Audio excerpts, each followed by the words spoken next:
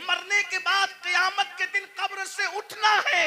अगर तुम नसीहत नहीं मानते और दौलत के नशे में, गुरूर और घमंड के अंदर डूब करके खुदा की नसीहत को पीठ के पीछे डालते हो, तो क़यामत के दिन अंधे उठने के लिए तैयार हो जाओ। सुन लो, दौलत के गुरूर और घमंड में खुदा की नसीहतों को फरामोश करने वालों, यहाँ किसी की आंखें अंधी होगी, कोई रास्ता पकड़ करके चला देगा। यहाँ किसी की आंखें अंधी होगी, कोई सहारा दे करके पार लगा देगा। यहाँ किसी की आंखें अंधी होगी, कोई ना कोई मदद के लिए आ जाएगा।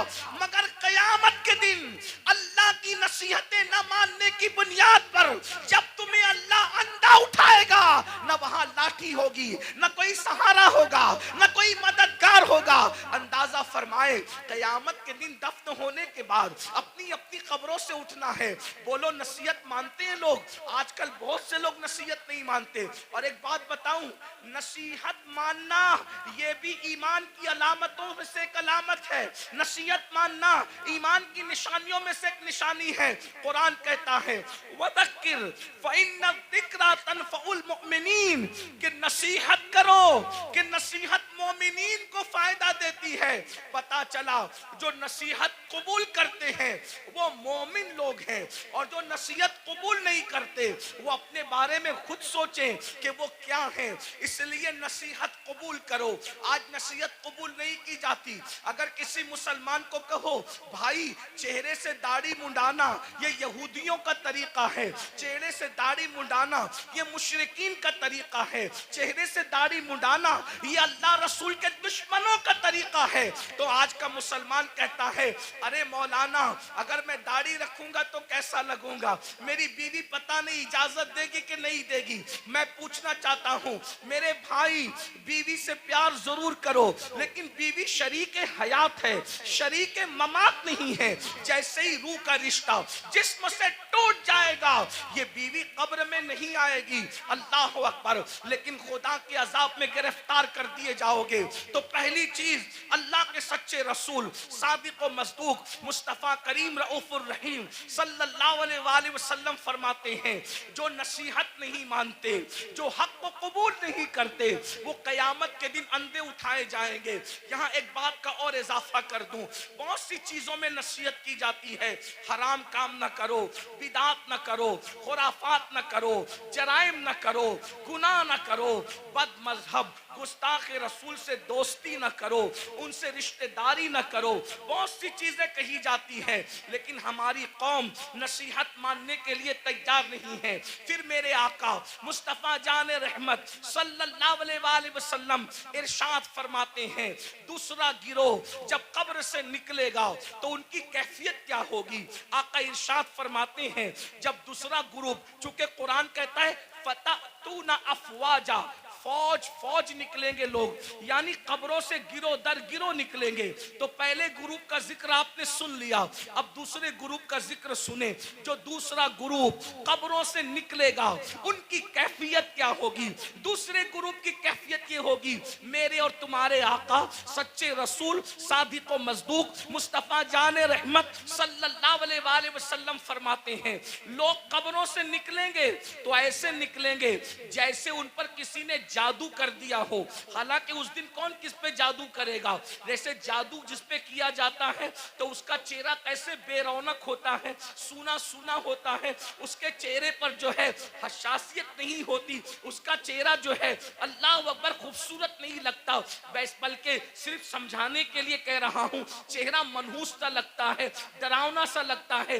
आका फरमाते हैं कुछ लोग अपनी कब्रों से उठेंगे, मफहूम के तौर पे अर्ज कर रहा हूं, तो ऐसा लगेगा कि जैसे उन पे किसी ने जादू किया, हालांकि किसी ने जादू नहीं किया होगा। ऐसा लगेगा जैसे इसको किसी आसेब ने छू लिया, लेकिन उसको आसेब ने नहीं छुआ होगा। अल्लाह अकबर। आका इरशाद फरमाते हैं, उनके पेट मटकों की तरह बड़े बड़े होंगे, कुछ के पेट कमरों की तरह बड़े बड़े होंगे। कुछ लोगों का हाल ये होगा, वो उठकर खड़े रहने की कोशिश करेंगे तो गिर गिर जाएंगे। अल्लाह अकबर। उनके पैर छोटे होंगे, उनके हाथ हाथ छोटे होंगे और उनके पेट मटकों की तरह और कमरों की तरह बड़े बड़े होंगे, वो चलना चाहेंगे तो गिर जाएंगे। अल्लाह अकबर। सहाबे किराम ने अर्ज किया, या रसूल अल्लाह सल्लल्लाहु अलैहि वसल्लम, वो कौन लोग होंगे जिनकी हालत ये होगी, ऐसा लगेगा कि वो नशे में है मगर वो नशे में नहीं होंगे, ऐसा लगेगा वो जादू किए हुए हैं हालांकि उन पे जादू नहीं होगा, ऐसा लगेगा कि वो आसिफ ज़दा हैं हालांकि वो आसिफ में नहीं होंगे, उनके पेट कमरों की तरह, उनमें सांप और बिच्छू होंगे। साहबे किराम ने पूछा तो आका फरमाते हैं, जिन लोगों ने दुनिया में सूद खाया होगा, जिन लोगों ने दुनिया में सूद के धंधे किए होंगे, वो इस हालत में उठेंगे कि वो चल नहीं सकेंगे। अल्लाह अकबर। वो चल नहीं सकेंगे। उनकी कैफियत ये होगी जैसे जानवरों को हाँक करके जंगल में चरवाहा लेकर के जाता है, वैसे जलील करके फरिश्ते उनको जानवरों की तरह हाँकते हुए मैदान महशर में लाएंगे। अल्लाह अकबर। जरा तसव्वुर तो करो, जरा गौर तो करो, उस दिन की जिल्लत क्या जिल्लत होगी, उस दिन की रुसवाई क्या रुसवाई होगी। आज इजी मनी के चक्कर में, शॉर्ट टाइम के अंदर तरक्की करने के चक्कर में इंसान ना हलाल देख रहा है ना हराम देख रहा है। मेरी कौम के जवानों, दौलत तो नचनियों को भी मिल जाती है, दौलत तो जिस्म बेचने वालों को भी मिल जाती है, दौलत तो चोरी करने वालों को भी मिल जाती है। अरे दौलत ही सब कुछ नहीं है, दौलत एक दिन खत्म होने वाली है, दुनिया एक दिन खत्म होने वाली है। यहां से लेकर क्या जाओगे? अरे हलाल कमाया हुआ जब साथ नहीं ले जाओगे तो हराम कमाया हुआ क्या साथ लेकर के जाओगे? जरा सोचो तो सही, जरा तसव्वुर तो करो। ये कोई मुकर्रिर नहीं कह रहा है, ये कोई जलसे का नाजिम नहीं कह रहा है, ये कोई मामूली इंसान नहीं कह रहा है, ये तुम्हारे और मेरे नबी फरमा रहे हैं। अल्लाह अकबर। लोग, सूदखोर लोग अपनी कब्रों से ऐसे उठेंगे जैसे वो नशे में है हालांकि वो नशे में नहीं होंगे, जैसे वो पागल है हालांकि वो पागल नहीं होंगे, जैसे वो आसिफ ज़दा हैं वो आसिफ ज़दा नहीं होंगे। जरा सोचिए आज किस तरीके से अल्लाह अकबर सूद को प्रमोट किया जा रहा है, ब्याज को प्रमोट किया जा रहा है। याद रखिए शायद इसी दौर के लिए कहा गया था, जो सूद से बचने की कोशिश करेंगे सूद का गर्दो गुबार उन तक पहुंच करके रहेगा, सूद का गर्दो गुबार उन तक पहुंच करके रहेगा। आज ऐसा तो नहीं कि हम उसी दौर में जिंदगी गुजार रहे हैं। अल्लाह अकबर। सूद लेन देन मुस्लिम आबादियों में इतना बढ़ चुका है कि लोगों को ख्याल ही नहीं रहता कि हम हराम कमा रहे हैं। एक बात मुझे याद आई, आगे बढ़ने से पहले इस हदीस को मैं आगे बढ़ाऊं उससे पहले बीच में एक रिवायत याद आई। मेरे भाइयों जरा सोचो, जरा गौर करो। आपने अब तक ये सुना होगा, आपने अब तक ये सुना होगा जब कोई बंदा हज के लिए जाए और सफर हज में मर जाए। अल्लाह अकबर। सफर हज में मरने वाले की शान क्या है? सफर हज में मरने वाले की शान क्या है? नंबर एक, जो हज करता है वो गुनाहों से ऐसे पाक हो जाता है जैसे अभी माँ के पेट से पैदा हुआ। हज करने वाले के सारे गुनाह बख्श दिए जाते हैं।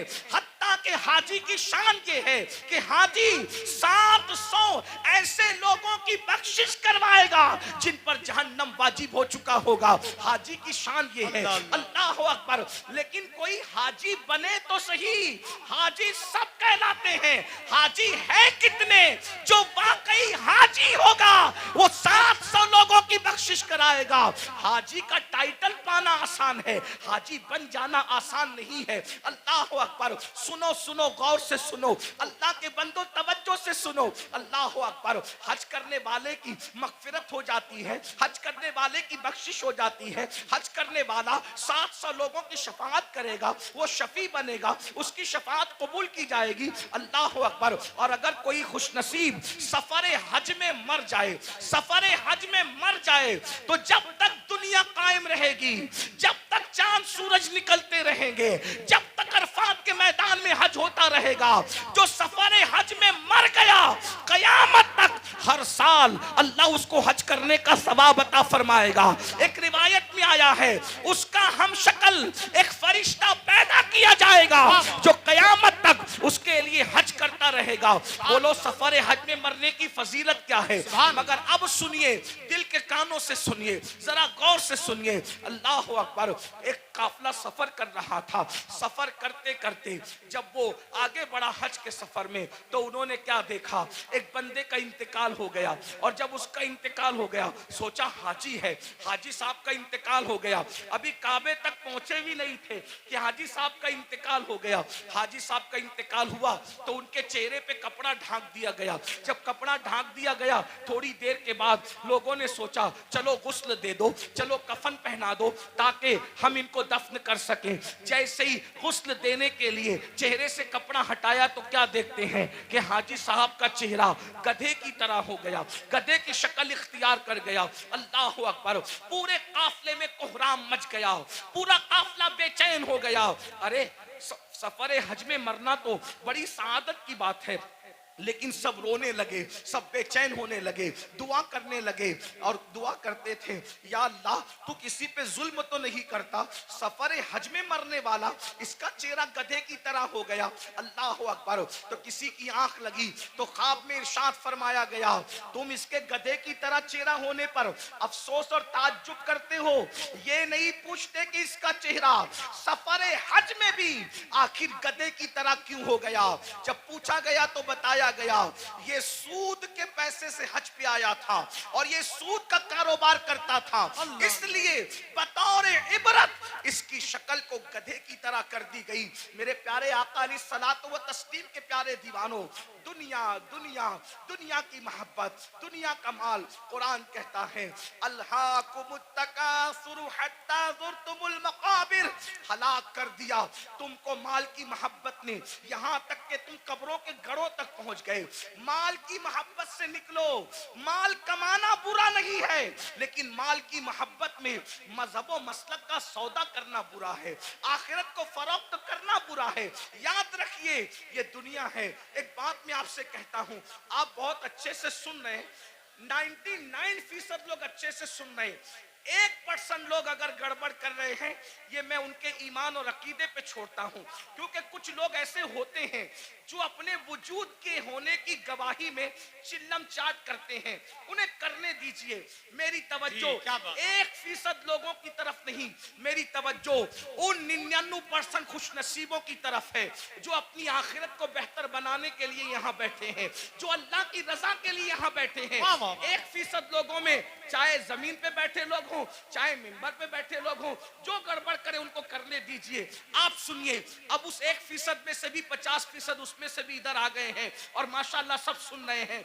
आधा % उसमें से अब लोग अगर कुछ हैं उनको करने दे वो जो कर रहे हैं, लेकिन गौर से सुनिए। एक बात आपसे कहता हूं, हम झूठ बोल के माल कमा लें, हम सूद के जरिए माल कमा लें, हम चोरी के जरिए माल कमा लें, किसी जरिए माल कमा लें, थोड़ा जरा गौर कीजिए। अगर हम पीवर हलाल के जरिए भी माल कमाएं, तो मुझे बताइए माल किससे वफा करता है? जो हमसे वफा करेगा। एक बात याद रखना, माल जरूर कमाओ, मगर माल के चक्कर में अल्लाह को मत भूलो। यही तो फिरौनियत है। देखो, मालदार फिरौन भी है, मालदार उस्मान गनी भी है, मालदार नमरूद भी है, मालदार सुलेमान अलैहिस्सलाम भी है, मालदार जो है वो कारून भी है और मालदार जुल्करनैन भी है। लेकिन फर्क क्या है? दोनों मालदारों की मुजम्मत नहीं है। सैयदना उस्मान गनी को माल के बदले में जन्नत बेची गई है। अगर माल बुरा होता तो उस्मान गनी की भी बुराई की जाती, माज़अल्लाह, माल की बुनियाद पर। लेकिन कोई उस्मान गनी की बुराई नहीं करता। अल्लाहु अकबर। कारून की बुराई होती है, उस्मान की बुराई नहीं होती। वजह, माल ने कारून को अल्लाह का बागी बना दिया और माल ने उस्मान गनी को जन्नती बना दिया। माल बुरा नहीं है, माल का इस्तेमाल बुरा है। हुकूमत मिली, नमरूद बिगड़ गया। हुकूमत मिली सुलेमान अलैहिस्सलाम को, हुकूमत ने नहीं बिगाड़ा, बल्कि जब भी नेमत मिलती है तो सुलेमान अलैहिस्सलाम कहते हैं कि सुबहान रब्बियल आला। नमरूद कहता है अना रब्बुकुमुल आला, और सुलेमान कहते हैं सुबहान रब्बियल आला। माल बुरा नहीं है, माल के चक्कर में अल्लाह को भूल जाना बुरा है। अब आपसे पूछता हूं, कितने ही मालदार हैं हम? थोड़ा गौर, मिंबर वाले भी गौर, खामोशी इख्तियार करें। माल सबको अल्लाह ने दिया, आपको भी दिया, और जिनको नहीं मिला मैं दुआ करता हूं अल्लाह उन सबको अता करे, आमीन आमीन। लेकिन सुनो, माल आपने कमा लिया, बहुत माल मिल गया, माल मिलने के बाद आपको अल्लाह न करे, 1000 बार न करे, डॉक्टर ने कह दिया कि ये सीरियस है, कितने भी बीमार हैं आप, अल्लाह ना करे, अल्लाह आपको कभी बीमार ना करे, सबको सेहत दे, लेकिन एक ग्राउंड रियलिटी होती है ना कि बीमार तो आदमी ने पड़ना ही है, बड़े से बड़ा आलिम हो, खतीब हो, सैयद साहब हो, पीर साहब हो, डॉक्टर साहब हो, इंजीनियर साहब हो, बीमार तो पड़ना ही है। डॉक्टर ने कहा ये सीरियस है, इनका मामला जो है थोड़ा सा नाजुक है, आप मुझे बताएं, आपने 5 करोड़ 10 करोड़ 20 करोड़ का बंगला बनाया, लेकिन जैसे ही डॉक्टर ने कहा सीरियस है, बोलो कि आप बंगले में रहेंगे? थोड़ा तसव्वुर कीजिए। देखिए जलसे जो है दीनी जलसे, वो भीड़ इकट्ठा करने के लिए नहीं होती, भीड़ आती हम इसलिए खुश होते हैं कि जितने ज्यादा लोग तक पैगाम पहुंचेगा उतना ज्यादा फायदा है, लेकिन भीड़ इकट्ठा करने के लिए सियासी जलसे होते हैं, मजहबी नहीं होते, इतना याद रखना।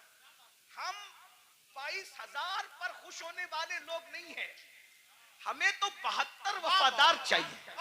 सुभान अल्लाह सुभान अल्लाह, वाह वाह वाह। करबला में एक तरफ 22,000 गुंडे थे और एक तरफ 72 वफादार। सुभान अल्लाह सुभान। 22,000 का नाम नहीं मिलता, तवज्जो, 22,000 का नाम नहीं मिलता और 72 का नाम मिटता नहीं, उनका नाम मिलता नहीं, इनका नाम मिटता नहीं। वजह कि वो 22,000 होकर भी मुखलिस नहीं थे और ये 72 होकर भी अल्लाह के वफादार और मुखलिस बंदे। सुभान अल्लाह सुभान अल्लाह। इसलिए ध्यान से सुनो, गौर से, 5 करोड़ का बंगला 10 करोड़ बनाओ, हम मना नहीं करते, हमारा तसव्वुफ तो कादरी तसव्वुफ है, अच्छा खाओ, अच्छा पहनो, अच्छे अमल करो, हम मना नहीं करते, हम दकियानुसी फिक्र के लोग नहीं हैं, हम लोग ऐसा नहीं कहते कि जो जितना धार्मिक होगा वो उतना शादियों से दूर होगा ना, मजहबी बनकर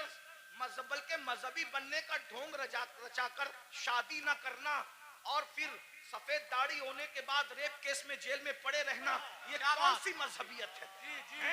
ये कौन सी मजहबियत? हमारा मजहब तो ये, जब मजहब की जान मोहम्मद रसूलुल्लाह निकाह करते हैं तो निकाह करना ये मजहब के खिलाफ नहीं है, बल्कि निकाह करना ये तो मजहब का हिस्सा है। अपना मजहब इतना अजीम मजहब है, इंजॉय के सारे रास्ते बताता है, बस ये कहता है हराम न करना। जैसे तवज्जो करें, दूसरे लोगों का हाल, दूसरों से मुराद कोई टारगेट पे नहीं है, लेकिन आप ढूंढे गूगल पे वो दूसरे कौन है, थोड़ा आप भी अपनी जिम्मेदारी निभाएं। ऐसा नहीं कि इंटरनेट पर सिर्फ फिल्में ही देखें, इंटरनेट पे जरा ऐसे लोगों को भी तो सर्च करो जिनको लोग ढूंढ रहे हैं। कुछ लोग कहते हैं मजहबी हैं इसलिए सैर नहीं कर सकते, घूम फिर नहीं सकते। मैंने वो कहा वो किसी का फरसूदा मजहब होगा जिसमें सैर नहीं कर सकते। मेरा मजहब कहता है सीरू फिल अर्द, जमीन की सैर करो, बल्कि सैर भी हमारे यहाँ सुन्नत है। क्यों?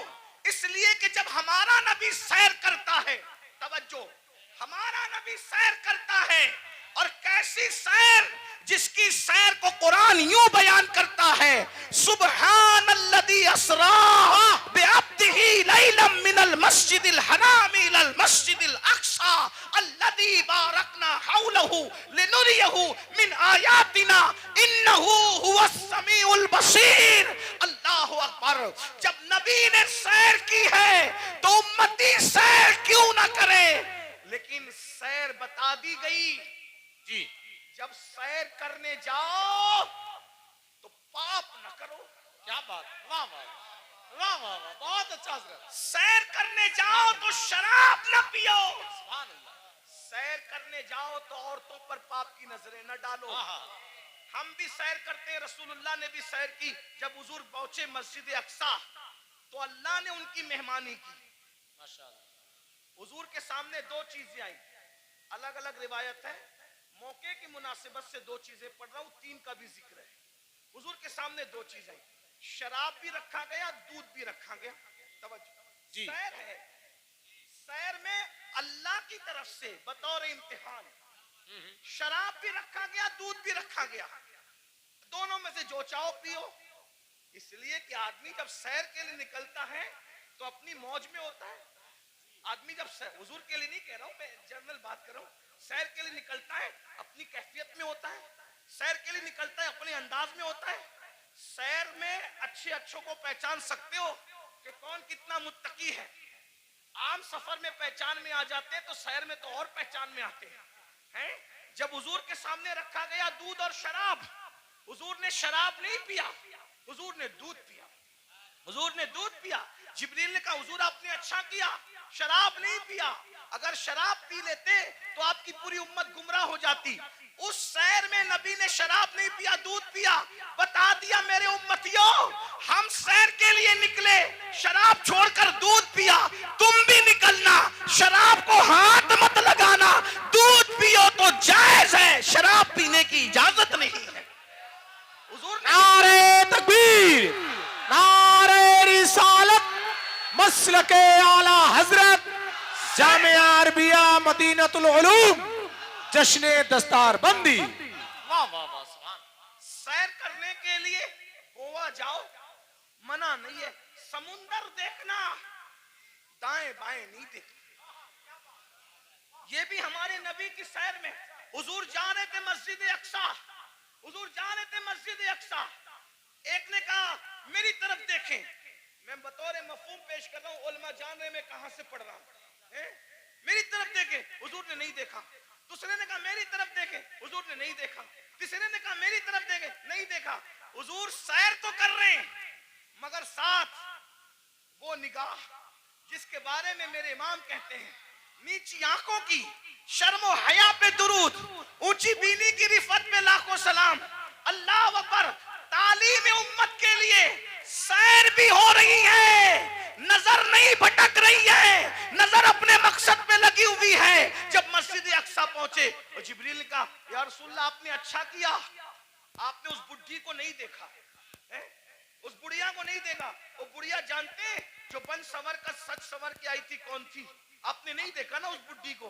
हुजूर ने मैं नहीं देखा। अब वो कौन थी? कौन थी वो? दुनिया थी। दुनिया दुनिया बुढ़ी हो गई है, बन संवर कर आई है बुढ़ी, आपने नहीं देखा। अगर आप उसकी तरफ मुतवज्जे होते, अगर आप उसकी तरफ मुतवज्जे होते तो आपकी उम्मत दुनियादार हो जाती। फिर किसी ने कहा मेरी तरफ देखें, वो यहूदियों का दाई था, अगर आप उसकी तरफ देखते आपकी उम्मत यहूदी हो जाती। वो ईसाइयों का दाई था, जिसने मुतवज्जे किया, आप उसकी तरफ मुतवज्जे होते आपकी उम्मत ईसाई हो जाती। वो मजूसियों का दाई था, आप उसकी तरफ मुतवज्जे होते आपकी उम्मत आतिश परस्त हो जाती। लेकिन आपने किसी की तरफ नहीं देखा। तो भाइयों, हमारे मजहब में सैर करना मना नहीं है, बल्कि सैर के दरमियान जो हराम काम करते हो वो मना है। गाने सुनते हो वो मना है, हराम काम करते हो वो मना है। इस्लाम कहता है एंजॉय करो, हराम काम मत करो। मैं बार बार इस पे कह चुका हूं। उस्मान गनी मालदार हैं, अपने माल की बुनियाद पे 2 बार जन्नत खरीदी, और हजरत उस्मान ने ऐसी जन्नत खरीदी कि अल्लाह के रसूल ने यहां तक कह दिया आज के बाद उस्मान कुछ भी कर ले वो जन्नत ही में दाखिल होगा। अल्लाह अल्लाह, सुभान अल्लाह, सुभान। ये माल की बरकत है। तो माल अगर मस्जिद में दो सुभान अल्लाह, मदरसे में दो सुभान अल्लाह, माँ बाप पे खर्च करो सुभान अल्लाह, भाई बहनों पे खर्च करो सुभान अल्लाह, गरीब यतीम मिस्किनों पे खर्च करो सुभान अल्लाह। लेकिन अगर माल की वजह से अल्लाह को भूल जाओ, फिरौनी सोच हो, नमरूदी सोच हो, कारूनी सोच हो। अब थोड़ा गौर करो, मैं जो कह रहा था, माहौल बन चुका, थोड़ा सुन, अच्छा माहौल बन गया, थोड़ा सुनने का माहौल बन गया। हाँ, एक तकरीर के बाद हमारे भाई हजरत अल्लामा जाहिद हुसैन साहब कह रहे थे कि तेरा ही हौसला है कि इतनी चीख चिल्लाट में तू बोलता है। तो मैंने कहा मैं क्या बोलूं, इसलिए कि मैं तो एक ही के लिए बोलता हूं, मजमा सैकड़ों का हो, हजारों का हो, और शुक्र के तौर पे लाखों के मजमे में भी मैंने बोला है, बोलता हूं, लेकिन बोलता हूं एक ही के लिए, बस एक ही के लिए। तुम कितना ही शोर कर लो, उस एक तक मेरी आवाज पहुंचने से कोई नहीं रोक सकता, और वो एक है मेरा अल्लाह, और वो एक है उस एक का एक गुंबदे खजरा का मकी, जो पिया को भाई अख्तर, वो सुहाना राग क्या है। बात है, वाह वाह, जो पिया को भाई अख्तर, सुभान अल्लाह। वो सुहाना राग है। जिससे नाखुश है पिया, वो रागनी अच्छी नहीं। रागनी अच्छी नहीं। आप कितना भी चिल्लाएं, डिस्टर्ब करें, मैं डिस्टर्ब नहीं होऊंगा, क्योंकि मेरी तवज्जो उस एक की और उस एक के एक की तरफ है ना। लेकिन अगर आपकी तवज्जो भी हो जाए तो आपके साथ मेरी भी बिगड़ी और मेरे साथ आपकी बिगड़ी बन जाएगी।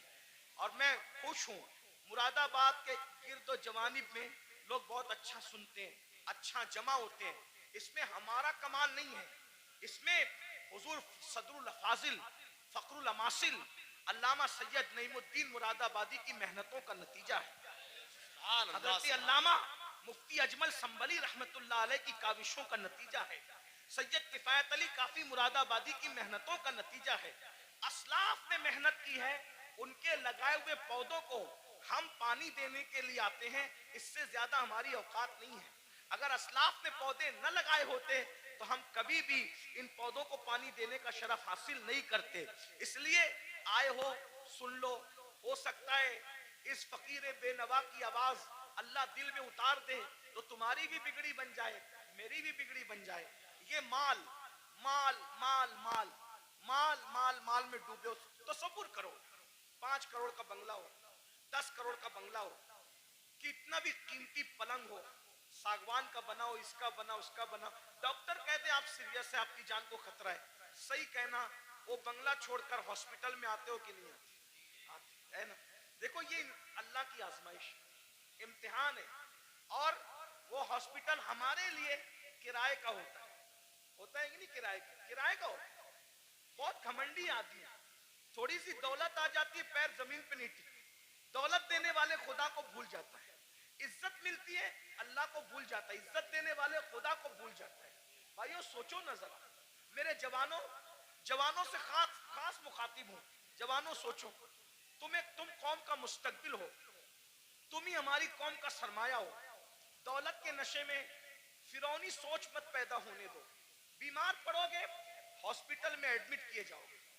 नंबर 1, अल्लाह का पहला इम्तिहान, किराए की बेड पर आके पड़ गए, जिसका किराया 5,000 है, 10,000 है, 25,000 है, कितना भी महंगा किराया है, लेकिन है वो बेड किराए का।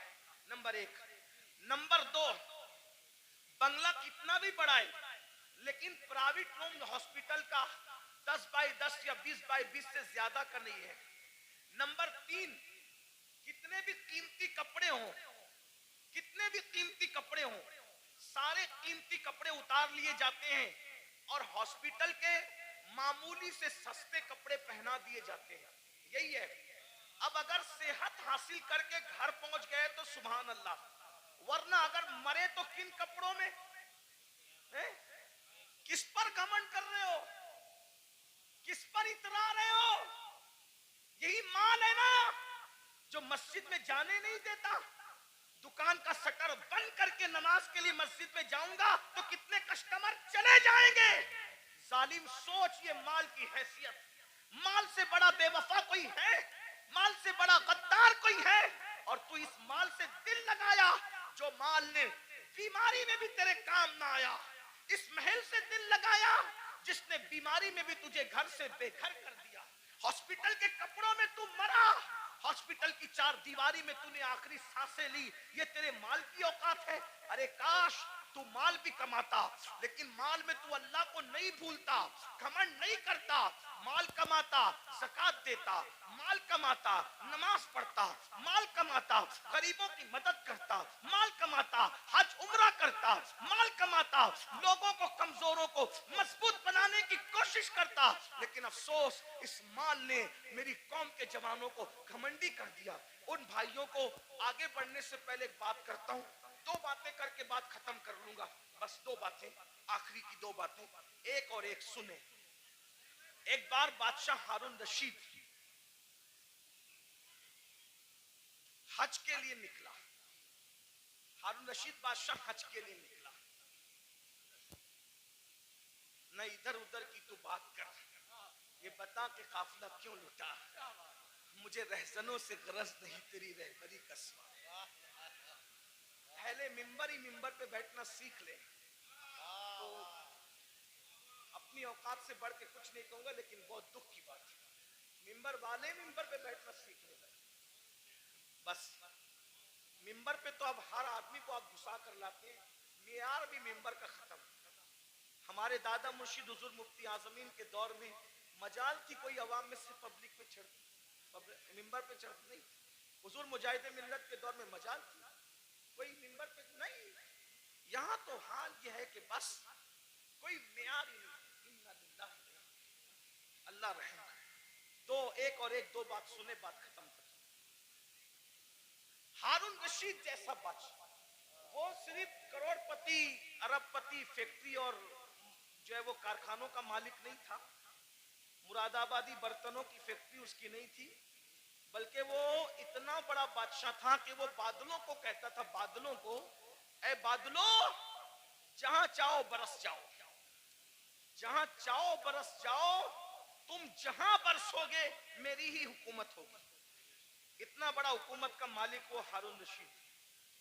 हज के लिए जब निकला ना वो, ये सब लोग जो डिंग डांग करते हैं ना, ये दुनिया के हुक्मरान, उसके सामने कुछ भी नहीं है। ये पच्चर लोग हैं, मैं किसी का नाम नहीं ले रहा हूं, बच्चे हैं। उसको देखो, ये ग्रीन कालीन, ये रेड कालीन कितना इतराते हैं। फ्लाइट से लेकर के अगर एयरपोर्ट के दरवाजे तक हुक्मरानों को मिल जाए तो। हारून रशीद, गौर कीजिए, तारीख है, तारीख।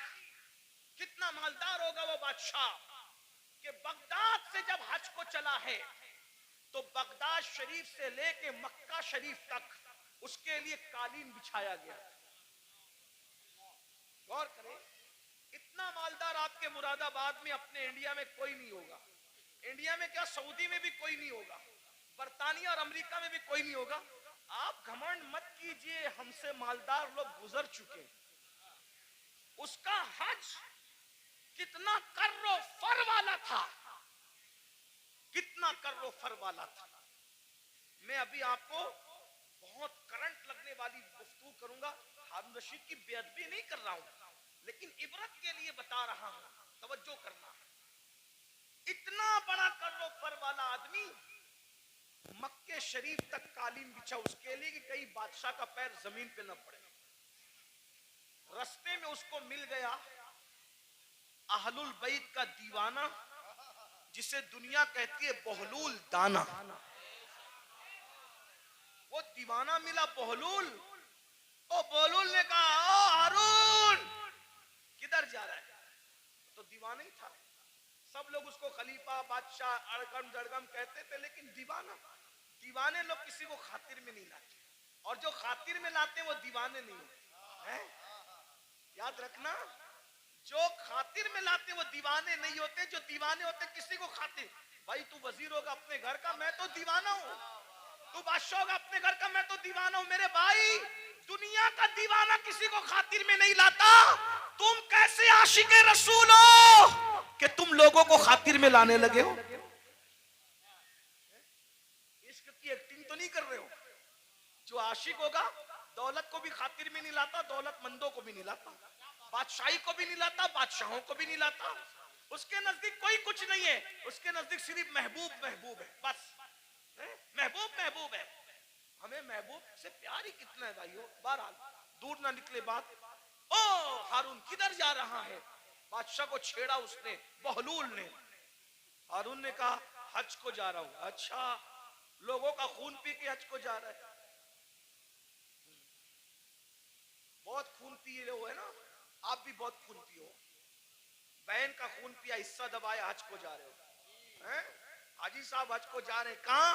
बहन का हिस्सा मार के। वाह भाई वाह, क्या हाजा है। भाई का हिस्सा दबा के हाजी साहब हज को जा रहे हैं, मस्जिद बना रहे, पूरी मस्जिद बनाई। स्टेज से ऐलान हुआ, मुखय्यरे कौम व मिल्लत, इन्होंने मस्जिद बनाई, इनके लिए अल्लाह ने महल बनाया। पता चला कि भाई का हक अभी तक नहीं दिया। मस्जिद बनाना फर्ज न था, भाई का हिस्सा देना फर्ज था, है ना। हर साल हज करना फर्ज न था, बहन का हिस्सा देना फर्ज था। दबा रहे हो, खूब दबा रहे हो, दबा लो, खून चूस रहे हो। खून पीने वालों, ओ लोगों का खून पीने वालों, खून पी रहे हो, खून। मेरे मुर्शिद हुजूर गौस पाक कहते थे, दिन भर रमजान शरीफ में पानी नहीं पीते, शरबत नहीं पीते, खाना नहीं खाते, और इफ्तार करते हो तो लोगों के खून से करते। आप में की भी बहुत सारे लोग खून से इफ्तार करते, खून से। रूह अफ़ज़ा नहीं पीते, खून पीते हो, खून खून पीते हो। खजूर नहीं खाते, मक्के मदीने मुनव्वरा की, खून से इफ्तार करते हो। वो कैसे? सबके हाथ में खजूर तो नजर आती है, मगर वो खजूर नहीं होती, वो खून होता है। क्यों? अगर आपने झूठ बोलकर किसी को धोखा देके माल कमाया था और उससे खजूर खरीदी थी, दिखने को तो खजूर थी, मगर वो लोगों का खून था। किसी का कर्जा लेके हड़प कर लिया था, उससे इफ्तार का दस्तरखान सजाया था, देखने को तो वो फल फ्रूट और रूह अफ़ज़ा थे, मगर वो लोगों का खून था। कब तक लोगों के खून से इफ्तारी करोगे? कब तक लोगों के खून से इफ्तारी करोगे? भूखे प्यासे रहने के सिवा कुछ नहीं मिलने वाला। गौस पाक फरमाते थे, लोगों के खून से इफ्तारी करते, हराम माल से इफ्तार करने वाले, तू लोगों के खून से इफ्तारी करता है। सूद से इफ्तारी करने वाले लोगों के खून से इफ्तारी करता है। यहां मैं मुसलमानों को कह दूं, मेरे भाइयों, नमक से इफ्तार कर लेना, नमक से, मगर किसी हराम के दस्तरखान पे कभी इफ्तारी करने मत जाना। वाह जिंदाबाद। आज तो तुम्हारे लिए हुकूमतों के ऑफिसों में दस्तरखान बिछते, इफ्तार पार्टियां हो रही है। मुसलमानों का खून चूसने वालों के साथ इफ्तारी करने वालों, तुम्हें शर्म नहीं आती? क़यामत के दिन रसूलुल्लाह को मुंह क्या दिखाओगे? और गैरत का सौदा ना करो, गैरत का जनाजा ना निकालो। नबी ये पाक का आशिक वो होता है, उसके बदन पर पेवन वाला लिबास तो हो सकता है, उसके बदन पर गुनाहों के धब्बे वाला लिबास नहीं होता। गैरत सीखो, गैरत। इकबाल ने कहा था, ऐ ताहिरे लाहौती, उस रिस्क से मौत अच्छी जिस रिस्क से आती हो परवाज में पहुंचाए। क्या बात है हजरत, जिंदाबाद जिंदाबाद। वाह वाह। बहरहाल हारून से बहलूल ने कहा, मैं बहलूल की बात नकल कर रहा हूं, हारून की कोई तौहीन नहीं करो। अगर कोई हारून का चाहने वाला हो तो प्लीज वो मेरे ऊपर कोई इल्जाम नहीं। मैं सिर्फ हारून की बात इबरत के, और जो बात इबरत के तौर पे कही जाती है कोई बेहतरी नहीं। तो क्या लोगों का खून चूस के, बादशाह था ना भाई, खून चूस के जा रहा है आज को। हारून ने कुछ नहीं कहा। और बहलूल ने कहा, बड़ा घमंड है ना तेरी हुकूमत पर। अब भी सुनो आप, बहुत घमंड है तुझे अपनी हुकूमत पे, और तो होना भी चाहिए। बादशाह ने कहा होना भी चाहिए। ओ बहलूल पागल, तुझे क्या पता हुकूमत की लज्जत क्या होती है। पर मैं तेरी हुकूमत की हैसियत मेरे नजदीक एक गिलास पानी से ज्यादा भी नहीं है, गिलास भर पानी से ज्यादा नहीं है तेरी हुकूमत की कीमत। बहुत घमंड न कर, बहुत घमंड न कर। बहलूल की बात पर हारून ने हंसना था हंसा, जैसे हम लोग की बात पे भी लोग हंसते हैं। हम लोग जब इस तरह की बातें करते हैं, लोग हंसते हैं, मौलवी लोग को देखो पागल हुए हैं, दौर इतना तरक्की कर गया, ये अभी तक यही करते हैं, कब्र में क्या होगा, हश्र में क्या होगा, और ये क्या होगा, वो क्या होगा। देखो दुनिया तरक्की कर रही है, दुनिया पिज्जे खा रही है, अभी ये कब्र के बिच्छुओं को लेके बैठे। ठीक है, जो कहना है कह लो, लेकिन नबी ने जो कह दिया वही होगा। पिज्जा खाने वाले हो, बर्गर खाने वाले हो, बिरयानी खाने वाले हो, या फाका करने वाले हो, या रोजा रखने वाले हो, कब्र में जाओगे। जिसके लिए नबी ने जो कह दिया सो वही हो करके रहेगा। मौजिजा मेरे नबी का कह दिया तो हो गया, आपने कतरे को दरिया कह दिया तो हो गया। तुम्हारे मुंह से जो निकली वो बात हो के रही, उन्होंने जो कहा वो हो करके रहेगा। और बहलूल ने कहा, तेरी हुकूमत की कीमत एक गिलास पानी से ज्यादा की नहीं है, बड़ा घमंड मत कर, इतरा मत। उसने कहा, एक गिलास पानी कहा? कहा ये बता, हारून को कहा, बता अगर तू रास्ता भटक जाए, तो सफर में जाना हज के, रास्ता भटक जाए, खाना पीना खत्म हो जाए, तेरे सारे चमचे वमचे बिखर जाए, तू अकेला पड़ा रहे, पानी ना मिले, खाना ना मिले, मरने के करीब आ जाए और उस वक्त तेरे पास कोई आके कहे कि हारून मैं तुझे एक गिलास पानी पिलाऊंगा, बोल कितने में खरीदेगा? बोल कितने में खरीदेगा एक गिलास पानी? वो पानी पिलाने वाला बोलेगा मैं आधी हुकूमत दे मांगता हूं तुझसे और एक गिलास पानी तुझे देता हूं, बोल खरीदेगा कि नहीं खरीदेगा? हारून ने कहा ओ पगले बहलूल, जान है तो जहान है, अगर मर गया तो कहां हुकूमत में रहेगी और क्या क्या रहेगा? तो मैं एक गिलास पानी को आधी हुकूमत दे के खरीद लूंगा, क्योंकि भाई आधी दे के खरीदा, आधी तो बची, आधी से तो लुत्फ उठाऊंगा। का वो गिलास भर पानी पिया ही था कि पेशाब लगी आधे घंटे 2 घंटे के बाद, और पेशाब लगी, अब पेशाब निकल नहीं है बाहर, लगी तो है, प्रेशर तो आ रहा है, बाहर निकलती नहीं पेशाब। ऐसे में कोई आकर कहे मैं ऐसा नुस्खा जानता हूं, अगर वो चुटकी तुझे खिला दूं तो अभी पेशाब हो, लेकिन वो नुस्खा जो चुटकी भर खिला करके तुझे पेशाब करवाना है, आधी हुकूमत देगा तो मैं वो नुस्खा तुझे दूंगा, वरना नहीं दूंगा। बोल पेशाब करने के लिए वो आधी हुकूमत दे के नुस्खा लेगा कि नहीं लेगा? कब बिल्कुल लूंगा, क्योंकि जान है तो जान है, इसलिए कि हुकूमत ना रहेगी जिंदगी तो रहेगी।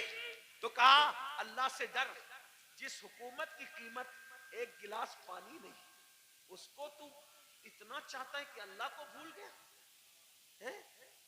बताओ हारून रशीद की कब्र पर कितने लोग जाते हैं फातिहा करने? कितने लोग हारून रशीद के नाम पे न्याज करते हैं? हारून रशीद के नाम पे कितने लोग जलसा करते हैं? कितने लोग जुलूस करते हैं? वो है, कितने लोग उसकी मुरीदी का ऐलान करते हैं? बादशाह था, बादशाह, इतना बड़ा बादशाह कि बादलों को कहता था जहां जाओगे जा करके बरस जाओ, मेरी हुकूमत होगी। लेकिन ना नाम है, ना अल्लाह पर कोई दुआ करने वाला है, ना कोई नाम लेने वाला है, ना कोई तारीफ करने वाला है। अल्लाह पर फिर कह रहा हूं, तौहीन के तौर पे नहीं, इबरत के तौर पे कह रहा हूं, है कोई उसके नाम का जलसा जुलूस करने वाला? नहीं नहीं नहीं। बताओ, जब इतने बड़े बादशाह का कोई नाम लेवा नहीं है, जबकि उसकी जिंदगी में कुछ तकवा भी नजर आता है, लेकिन अल्लाह अकबर, उस मर्द कलंदर को देखो जो मदीने मुनव्वरा से एक लिबास पहन कर आया था और पूरी जिंदगी उसमें गुजार दिया और 90 लाख को ईमान की दौलत अता कर दी। 800 साल से ज्यादा का अरसा गुजर रहा है, हिंदुस्तान में कोई कोना ऐसा नहीं है कि रोजाना गरीब नवाज को खिराज अकीदत न पेश किया जाता। नारे तकबीर, नारे रिसालत, फैजान ख्वाजा गरीब नवाज, मसलके आला हजरत, उनके नाम के डंके न बजाए, ये हमारे लिए इबरत है। इसलिए दौलत के नशे में अल्लाह को मत भूलो। तो आका अलैहिस्सलाम फरमाते हैं दूसरा गुरोह जो अपनी कब्र से निकलेगा तो उनका हाल क्या होगा? वो पागलों जैसे दिखेंगे, पागल नहीं होंगे, आसिफ ज़दा दिखेंगे, आसिफ। और आखिरी बात इस उन्वान की, आका फरमाते तीसरा ग्रुप जब अपनी कब्र से निकलेगा तो वो जर्रे बेमिकदार से भी कम होगा। एक तो जर्रा होता है और जर्रे में जर्रे बेमिकदार से भी कम होगा। उनकी शक्लें तो इंसानों जैसी होगी, लेकिन वो बिल्कुल बारीक से जर्रे जर्रे दिखाई देंगे। अल्लाह की कुदरत है, बारीक बारीक जर्रे दिखाई देंगे, वो बारीक बारीक जर्रे। और जानवर उनको कुचलेंगे मैदान महशर में, और इंसान उनको पैरों तले कुचलेंगे मैदान महशर में। और जब इंसान और जानवर उनको कुचल लेंगे तो कुचलने के बाद उन जर्रे बेमिकदार की शक्ल में उठने वाले इंसानों को पकड़कर जो जहन्नम के अंदर कैद खाना होगा, उस कैद खाने में ले जाकर के कैद कर दिया जाएगा। जरा गौर कीजिए, फिर आका फरमाते हैं उस कैद खाने में उनको नारुल अनियार नाम का मशरूब पिलाया जाएगा। एक तो जर्रे बेमिकदार में उनको उठाया जाएगा, इंसान और फरिश्ते उनको पैरों तले कुचलेंगे, फिर उनको पकड़कर जहन्नम के कैद खाने में ले जाया जाएगा, उसमें उनको नारुल अनियार पिलाया जाएगा। सहाबा ने पूछा या रसूल अल्लाह, ये नारुल अनियार क्या है? तो आका फरमाते हैं ये जहन्नमियों का खौलता हुआ पीप है जो उनके जिस्म से निकलेगा, और जहन्नम की सड़ी हुई आग है जो उनकी गिज़ा बनेगी। सहाबा ने पूछा आका, वो जर्रे बेमिकदार वाले लोग और वो जहन्नम के अंदर कैदी लोग, नारुल अनियार पीप पीने वाले लोग, जहन्नम की की सड़ी हुई आग खिलाई जाने वाले लोग वो कौन होंगे? तो आका फरमाते हैं वो दुनिया में वो लोग होंगे जो घमंड करते होंगे, तकब्बुर करते होंगे। मैं चौधरी, चौधरी का बेटा, मैं मालदार, मालदार का बेटा, मैं पढ़ा लिखा, पढ़ा लिखे का बेटा। इल्म पर घमंड करने वाले, अमल पे घमंड करने वाले, नसब पे घमंड करने वाले, तकवे पे घमंड करने वाले, किसी किस्म का घमंडी होगा, कयामत के दिन उसको जर्रे बेमिकदार में उठाया जाएगा। ऐ मेरी जवानों, आपसे पूछता हूँ, ये घमंड ही तो है जो आपको उलमा के करीब नहीं होने देता। ये तकब्बुर ही तो है जो लोगों को आज दिन से करीब नहीं होने देता। थोड़ी सी दौलत आ गई, गरीब रिश्तेदारों को भूल गए, घमंड कर रहे हैं। थोड़ी सी डिग्री आ गई, दीनदारों को हकीर समझ रहे हैं। अभी देखो ये बच्चे जो हाफिज कुरान हुए, कोई इज्जत नहीं हमारे समाज में। आलिमों की और हुफ्फाज की कोई इज्जत नहीं, जबकि हम इनको क्या कहते हैं? नायबे रसूल। कागज पे कुरान लिख दिया जाए तो उसको सर पे रखा जाता है, और सीनों पे कुरान लिख दिया जाए है? तो उनको मस्जिद में वो लोग आके बात सुनाते हैं, घर में जिसकी बीवी उसकी बात नहीं सुनती। कागज का लिखा हुआ कुरान सर पे आए, सीनों पे लिखे हुए कुरान की क्या कद्र कर? भाइयों, कद्र करना चाहिए। ये जो बेकदरी उलमा की करते हो, बेकदरी हुफ्फाज की करते हो, दीनदार तबके, आप लोग नहीं करते, आप लोग तो बहुत मोहब्बत करते हैं। लेकिन इंटरनेट के जरिए से आवाज वहां तक पहुंचती है जो घरों में बैठे हैं, जो हमें सुनना नहीं चाहते। इंटरनेट के बहुत से नुकसानात है, लेकिन कुछ फायदे ये भी हुए कि जो तबका हम लोगों की आवाज से नफरत करता था वो भी कहीं ना कहीं चुपके चुपके सुनने लगा, और कहीं ना कहीं बर्फ पिघलने लगी। हाँ, ये हो रहा है फायदा, कुछ नुकसान भी हुआ। हाँ, इसीलिए आपसे कहता हूं, इंटरनेट के सामने बैठते हो तो बड़े वकार से बैठा करो। आपके बैठने से किसी को हिदायत भी मिल सकती है, और मिंबर पे लड़ने से किसी का ईमान भी जा सकता है। इसका ख्याल रखना, इसलिए कि आपको अपने बेगाने सब देख। आपकी छोटी सी मिंबर पर की हुई झड़प किसी ईमानदार को कुफ्र तक ले जा सकता है, इतना याद रखना। इसलिए जरा होश से, मिंबर पे कोई लड़ने आए तो उससे हाथ जोड़ के कहो मैं हार गया, तू जीत गया। इसलिए कि मैं हारा हुआ कहलाऊंगा चलेगा, लेकिन मेरी वजह से कोई मेरे मसलक और मजहब से बेजार होकर के कुफ्र की तरफ जाए, मुझे ये गवारा नहीं। इसका ख्याल रखा जाए, बहुत हमें ख्याल करना होगा, क्योंकि हमें लोग देखती है, दो आंखें देखती है तो लोग इतना मोहतात होते हैं, ये हजारों आंखें देखती। ये इंटरनेट की जो है वो नहुसत या जो वो निफासत कुछ कम नहीं है।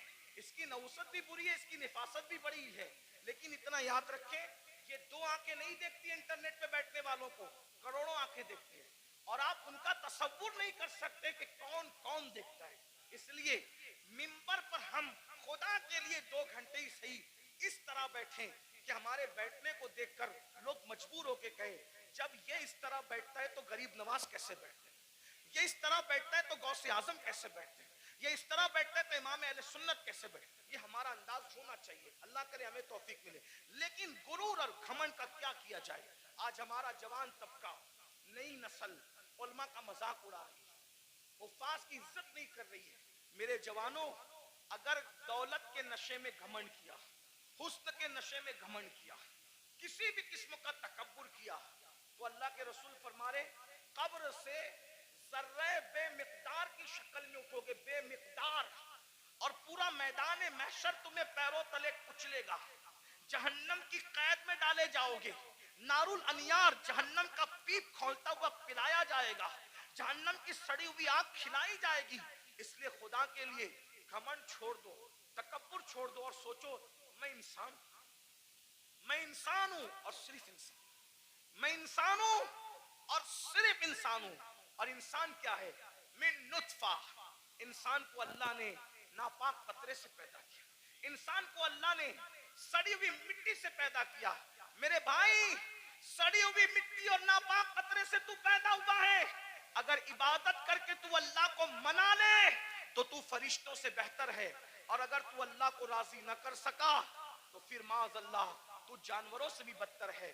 जो आखिरी बात कहने के लिए कहा था, वो आखिरी बात ये है, इमाम गजाली के उस्ताद थे, इमाम गजाली के उस्ताद, गजाली जैसी हस्ती जिसने 500 से ज्यादा उस दौर में किताब लिखी, आज से 900 साल पहले, और उनकी किताबें आज भी दुनिया में मौजूद है। तो इमाम गजाली के उस्ताद थे, उनके सामने एक नौजवान छोकरा लड़का अकड़ के चल रहा था। कुरान कहता है वला तमशी फिल अर्दी मरहा, जमीन पे अकड़ के मत चलो, अकड़ के मत चलो। आजकल के लड़के बाइक पे बैठते हैं, थोड़ा जिम विम करके बाजू बना लिए हैं, तो वो बाजुओं पर फूल पत्तियां पता नहीं क्या क्या बना लेते हैं। ये हराम है, हराम। अल्लाह के रसूल अलैहि सलाम ने फरमाया गूंदने वालों पर और गुंदवाने वालों पर, दोनों पर अल्लाह की लानत। हाँ, ये गूंदने गुंदाने का सिलसिला पहले इस्लाम के दुश्मन लोग करते थे, हमारा काम नहीं है। गूंदना गुंदवाना हमारा काम नहीं। हमारे बाजुओं पर निशान नहीं होते, हमारे चेहरों पर सजदों के निशान होते हैं, और वो भी काले निशान नहीं, अनवार के निशान होते हैं, चमक होती है। सीमाहुम फी वुजूहिम मिन असरिस सुजूद, चेहरे चमकते हैं। जिम करो, मजबूत बनो, ताकतवर बनो। मैं तो कहता हूं हमारा मजहब ताकतवर लोगों का मजहब, हमारे कमजोर लोग हैं ही नहीं।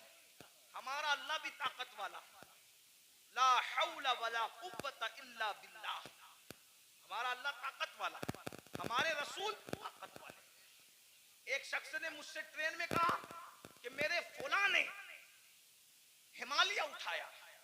मैंने कहा अच्छी बात है, लेकिन मैं मुतासिर नहीं। क्यों? मैंने कहा मेरे नबी ने सिर्फ हिमालय नहीं, पूरी कायनात का बार उठा रखा है। और मेरे इमाम कहते हैं जिसको बारे दो आलम की परवाह नहीं, ऐसे बाजू की कुव्वत पे लाखों सलाम। अंदाजा कर उनकी उंगली के इशारे का, जबल अबू कुबैस पे खड़े होकर इशारा करते हैं तो चांद टुकड़े हो जाता है। जिसके इशारे की इतनी कुव्वत है, उसकी उंगली की कितनी कुव्वत होगी? उंगली की इतनी कुव्वत है तो पंजों में कितनी कुव्वत होगी? और जब पंजों में इतनी कुव्वत है तो बाजुओं में कितनी कुव्वत होगी?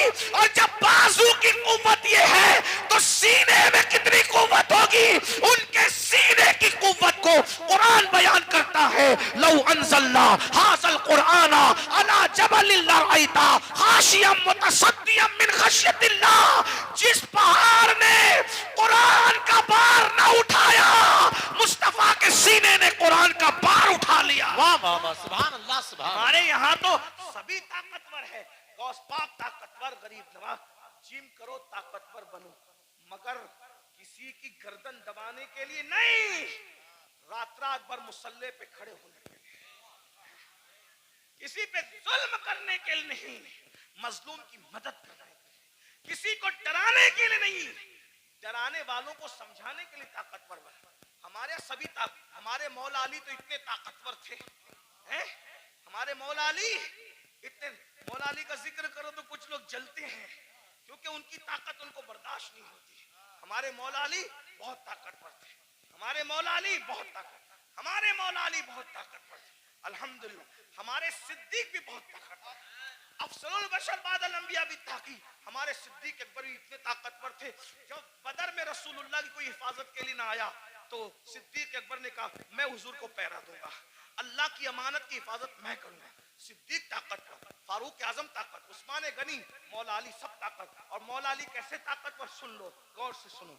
एक दिन मौला अली की ढाल गिरा दी। क्या गिरा दी? बात समझ में आ रही है? क्या गिराई? ढाल। ढाल किसको कहते हैं?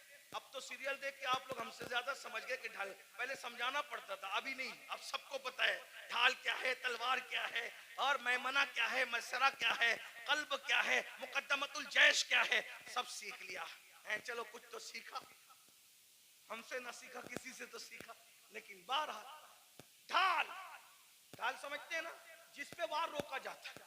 मरहब ने मेरे मौला की ढाल पे वार किया और ढाल दो टुकड़े कर दी। मेरे मौला को आया गुस्सा, और तूने मेरी ढाल काटी और ढाल तोड़ी, अब मैं तुझे सजा क्या देता हूं? मेरी ढाल काट के ये ना समझना कि मैं पलट कर जाऊंगा, क्योंकि अली कहते ही उसको है जो पलट कर न जाए। अली का नाम था हैदरे कर्रार, पलट कर भागने वाला नहीं, पलट पलट कर हमला करने वाला। अब अली अगर सिपर लेने के लिए, ढाल लेने के लिए पलट कर जाता तो दुश्मन कहता अरे कभी तो पलट कर भागे थे, लेकिन अली ने कहा पलट कर नहीं जाऊंगा, बल्कि मौला ने कहा तूने मेरी ढाल तोड़ी, अब मैं किसको ढाल बनाता हूं देख। आगे बढ़े और खैबर का दरवाजा उखाड़ कर अली ने उसी को ढाल बना लिया और उसी को लेके जंग करते रहे करते रहे करते रहे। और जब उसको उठा करके फेंका है तो अली का फेंका हुआ दरवाजा 70 लोग मिलकर भी अपनी जगह से उठा न सके। नारे तकबीर, नारे रिसालत, नारे हैदरी। कभी दीवार हिलती है, हजरत कभी दर कांप जाता है, अली का नाम सुनकर अब भी खैबर। हम अली वाले हैं, लेकिन वो अली वाले हैं जो सिद्दीक को अफजलुल बशर मानते हैं। वाह वाह सुभान। हम वो अली वाले हैं जो फारूक आजम को आदिलों का सरदार मानते हैं। हम वो अली वाले हैं जो उस्मान को एक नूर वाला नहीं बल्कि 2 नूर वाला जुन्नूरैन मानते हैं। हम वो अली वाले, बहुत अच्छा, अल्हम्दुलिल्लाह। सुभान। और वही सच्चे अली वाले हैं जो अली को भी मानते हैं और मौला अली की भी मानते हैं। तो आखिरी बात जो कहने चला था, क्या वो नौजवान पहलवान था, बाजू मोटे मोटे थे, घमंड में इतरा के चल रहा था। अल्लाह को इतरा के चलना पसंद नहीं, इतरा के चल रहा था। इमाम गजाली के उस्ताद ने कहा ए लड़के, इतरा कर घमंड से मत चल। उसने पलट कर नसीहत नहीं मानी और हजरत को कहा आप मुझे जानते हैं मैं कौन हूं, आप मुझे जानते हैं मैं कौन हूं। इमाम गजाली के उस्ताद ने कहा बेटा अच्छी तरह जानता हूं कौन है। कहा कौन हूं मैं? फरमाया तेरी इब्तिदा पानी का नापाक कतरा है और तेरी इंतहा कब्र की सड़ी हुई मिट्टी है, इससे ज्यादा तेरी कोई औकात नहीं है। बस मेरी भी गुजारिश यही है, हम पानी के नापाक कतरे से पैदा हुए, इतना नापाक इतना नापाक इतना नापाक, ज़बान हया इजाजत नहीं देती कितना नापाक, लेकिन एक जुमला हया के पर्दे में सुन ले, इतना नापाक है कि बाहर निकल आए तो गुस्ल फर्ज कर दे, इतना नापाक। और कब्र की वो सड़ी हुई मिट्टी जिसमें कीड़े मकोड़े हैं, ये हमारा हाल है। अगर अल्लाह नाराज है तो ये हाल है, और अगर अल्लाह को मना लिया तो फिर कोई सड़ी हुई मिट्टी नहीं है, कोई सड़ी हुई। अगर अल्लाह को मना लिया तो मिट्टी नहीं, सड़ी हुई नहीं, बल्कि इंशाअल्लाह कफन को भी मिट्टी का धब्बा ना लग सकेगा। अगर खुदा को मना लिया, आओ आज अहद करो, शाबान का महीना चल रहा है, अल्लाह के रसूल रजब से ही तैयारी करते थे रमजान शरीफ की। नेकियों का मौसम बहार आने वाला है, बरकत वाला महीना। एक नेकी 70 के बराबर, फर्ज 70 फर्जों के बराबर। रोजा रखना, गुनाह से बचना। एक बात ये भी बता दूं, जो रमजान शरीफ में गुनाह करता है, अल्लाह के रसूल फरमाते हैं कि अल्लाह उसके 1 साल की नेकियों को बर्बाद कर देता है। रमजान शरीफ में एक गुनाह, ये कहां से मैं पढ़ रहा हूं, अल मौजमुल औसत से ये हदीस पढ़ रहा हूं। हाँ, जो रमजान शरीफ में एक गुनाह करे, अल्लाह उसके 1 साल की नेकियों को बर्बाद कर देता है। इसलिए रमजान शरीफ में जहाँ मुस्लिम अक्सरियत है, बड़ा मजा आता है। हमारे गांव में भी बड़ा मजा आता है, 80% हुजूर के गुलाम रहते हैं, मजा आता है। मुंबई में भी रमजान शरीफ का मजा आता है, मुरादाबाद संभल इधर भी रमजान शरीफ का मजा है ना। क्या बाजार सजते हैं, क्या इफ्तार लगती है, लेकिन ये बाजार है। असल रमजान शरीफ की बहार उसकी है जो गुनाह से बच जाए, इबादत करके अल्लाह को राजी कर जाए। क्या बात है हजरत, सुभान अल्लाह। रोजा रखना, हो सके तो रमजान शरीफ में तहज्जुद, सहरी को उठती है तो तहज्जुद का एहतिमाम करना। मेरे आका फरमाते हैं जो तहज्जुद पढ़ता है, आका फरमाते हैं इंशाअल्लाह वो बेहिसाब जन्नत में दाखिल होगा। तो नहीं साल भर पढ़ सकते तो रमजान शरीफ में 2 ही रकत पढ़ लेना, ज्यादा उसके यहाँ बहुत ज्यादा की जरूरत नहीं है, वो बहुत थोड़े अमल पे राजी हो जाते। सहरी में उठो जल्दी से, 5 मिनट पहले उठ जाओ, वुजू करो, 2 रकत पढ़ो तहज्जुद, दोनों में 3-3 बार कुल अल्लाह पढ़ो और अल्लाह से कहो। अल्लाह कहता है मैं पहले आसमान पे तजल्ली करता हूँ, पहले आसमान पे रात के आखिरी हिस्से में तजल्ली करता हूँ और कहता हूँ मांग क्या मांगता है, जो मांगेगा तो जो मांगते हो। लेकिन उस वक्त तो सहरी में आप क्या करते हैं, उस वक्त भी आप व्हाट्सएप, लोग उस वक्त भी ऑनलाइन रहते हैं, जरूरत के तहत रहते हो, अच्छी बात है। उस वक्त अल्लाह फरमा रहा है मांग मैं दूंगा, आप ऑनलाइन हो। इफ्तार के वक्त तो आवाज आ रही है जो मांगेगा दूंगा, आप ऑनलाइन हो, रमजान शरीफ का फायदा उठाओ। एक बार दुरूद शरीफ पढ़ो, 70 बार दुरूद का सवाब। रमजान शरीफ के लिए तैयारी अभी से तौबा करो, इस्तिगफार करो। आज से पहले जो हुआ, जो गुनाह हुए, सबसे माफी मांगो, तौबा करो और नमाज के पाबंद बनो। सोच ये तय कर लो, आज कौन सी तारीख है शाबान की? 4 तारीख है ना, 4 गुजरी। ये 4 क्या है पता है तुम्हें? ये 4 शाबान तुम्हारे और मेरे इमाम हैं, इमाम हुसैन की विलादत की तारीख है। सुभान अल्लाह, सुभान। मौलूद हुसैन पाक का दिन गुजरा आज, मिलाद हुसैन, सैयदा के आंगन में जो दूसरा फूल खिला था। गौर कीजिए। तो आज से ये अहद कर लो कि मैं नमाज की पाबंदी करूं, लेकिन नमाज पढ़ूंगा तो किसके पीछे? जिसका अकीदा मेरे अकीदे की तरह हो, उसके पीछे नमाज। यानी मैं नबी को जिंदा मानता हूं, तो मुझे इमाम भी वही चाहिए जो नबी को जिंदा मानता है।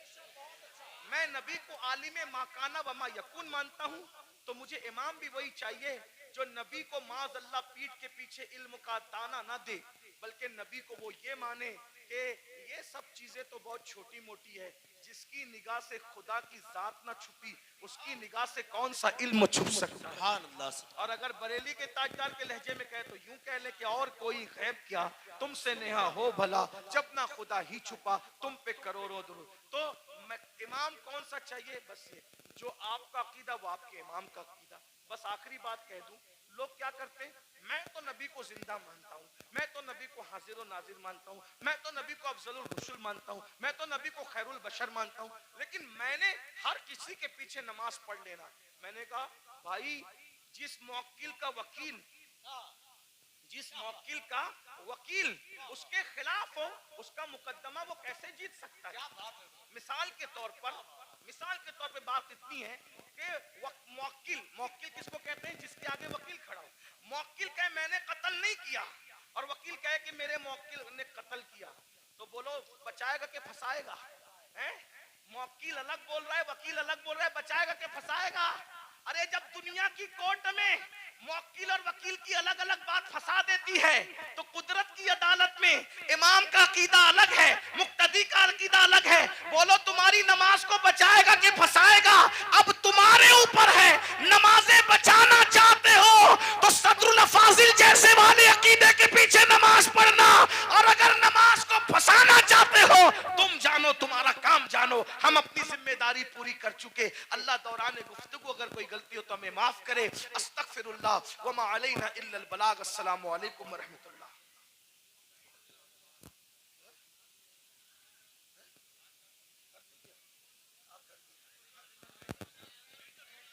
बैठ जाएं, बैठ जाएं।